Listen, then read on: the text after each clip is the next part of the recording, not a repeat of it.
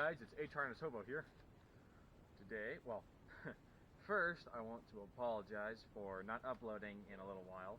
It's been like 2.5 weeks or so.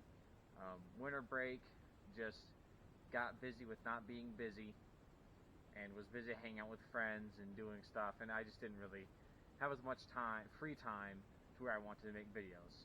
So apologies for that, but I should be getting back into it now with everything kicking back into gear. So yeah, anyway, let's get to the video. I wanted to talk about shotguns, the use of airsoft shotguns for militia and guerrilla kits. Now the first thing, let's just talk about what an airsoft shotgun is, right? There's a few different kinds of airsoft shotguns. There are like cheap single shot ones. Don't buy those. Just don't. Like the $30 one they sell at the sporting goods store, the game face. Don't buy that. Just don't buy. Don't waste your money. There's no reason to, right? And those are cheap. And then there's also the gas-powered shotguns. Some of them are semi-automatic, and then some of them are pump. It just depends. Those are cool. More expensive. And then there's electric, like AA-12s and stuff like that. I don't want to talk about that. What I'm talking about is pump-action tri-shots, right? Like this. This is an M3. It's not a Benelli, or it's not like the Benelli M3 that you think of, but it is an M3. I got this for $45 on e-bike. $45. And that came with the gun and the shell, this green shell, and unjamming rod and stuff like that, right? I was not expecting much, but this thing is a beast. Let's start at the front. It's got a nice barrel, the priming, it's unloaded. It's pretty sweet. It's just overall really fun. It has an interesting like rubberized grip, and the pump is like a rubberized material as well. So for being $45, they're pretty sick, and they come in so many different kinds. I'll get into that later. But for now, all you need to know is these are awesome, and I highly recommend getting one. Now, of course, it is a good idea to go ahead and get a more expensive electric gun, right? Those will get you, they'll even you out more with other players, but that doesn't matter. This is talking about the cheapest as possible. The cheapest effective gun that you can really use is a pump-action shotgun. Now, their range is not amazing, right? But if you use like .25 BBs or heavier BBs, they actually have relatively okay range. Good power as well. They work pretty well. For being able to get one for like $45, that's pretty good. And I'm going to skip that for now. First, I want to talk about why it makes sense to use shotguns for a militia kit, or what I think. Now, I'm an American, right? Now, here in the U.S., we can buy lots of different guns. We can have assault rifle-like firearms, AR-15s and AKs. You can even special ways to get fully automatic weapons. It's relatively... I know people are whining a lot about, oh, we're losing all of our gun rights.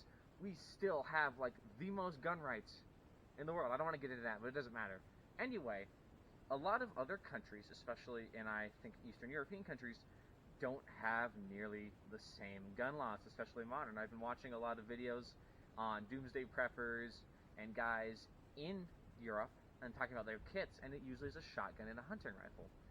And, well, shotguns are still relatively readily available throughout the world and in different countries, right? It's just to the extent of my knowledge, it seems like that is true. You can't always get an AR-15, you might have to get a Mossberg.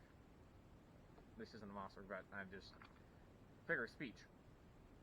So I think it makes sense if we were to see militias and guerrilla fighters in a war to see a few shotguns popping up now and then, especially if it's on the very lower end of preparedness and trained forces. So that's a good reason for that. Another thing is, if you have a few guys with shotguns in like your militia group, it just looks cool, right? It adds to that more like, oh man, that really is more ragtag, right? Even if you have like, what if you get a few guys with like those Mosin, if you have like the gas Mosins, that'd be so cool, right? To mix in the old school firearms, because as we've seen in the war in Ukraine, there's a lot of old weapons being used, right? It doesn't really, I mean, it still shoots, it's still going to be used, right? And then the last thing I want to talk about is the price, right? That's the big thing for these. This gun was $45. When I got this for $45. I got this little band that I have, you can see this, it's like $6, and it comes with a Velcro pad that you can put anywhere on the gun, and this separate thing, and you just put it on there. But if I had some like Velcro, right, on my rig, I could just put that right there, right, and have slugs, which I might, and just have some more shells. What I might actually do. I might actually do that. I kind of like that idea. Get some more of these with that on there. But that was like $6 or whatever. The shells were like 10, but I got 4 of them. That's pretty good. And then it came with this shitty sling, but it isn't really. You can get a better sling if you want to.